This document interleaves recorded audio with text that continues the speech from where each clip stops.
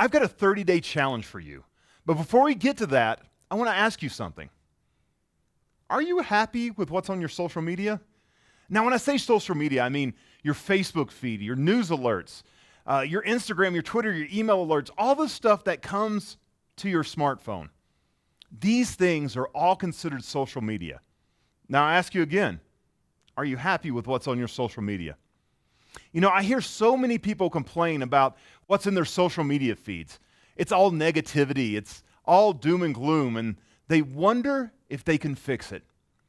Did you know there is one simple passage from the Bible that, if applied to our lives, not only will fix things in our lives mentally, physically, and spiritually, but it'll also fix things technologically with the social media that we consume?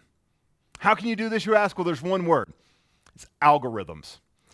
In mathematics and computer science, an algorithm is a finite sequence of well-defined, computer-implemented instructions, typically to solve a class of problems or to perform a computation. Now, in layman's terms, it's a robot. And social media thrives on people interacting with its content, either reposting it, posting a comment, or liking something. So social media marketing firms use these robots to look at everything you do on your phone.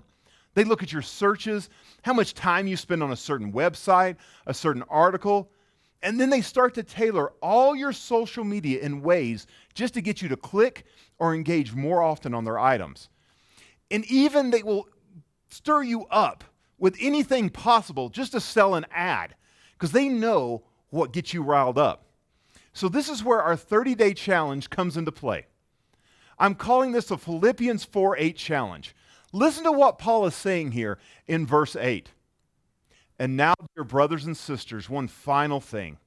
Fix your thoughts on what is true, on what is honorable, and right, pure, lovely, and admirable. Think about these things that are excellent and worthy of praise. This is what I challenge you to do for the next 30 days. Do exactly what Paul said. In your life, in your conversations, in your social media post, and then watch what happens.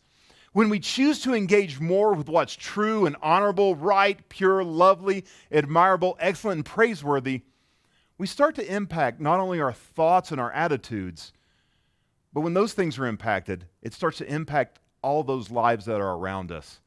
And when we do this on social media, we start to impact what is most prominently displayed on our social media.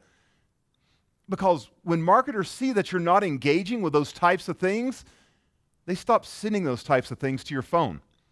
And if we choose not to obey this part of Scripture and use our voice for only negativity, we'll only start getting the same thing.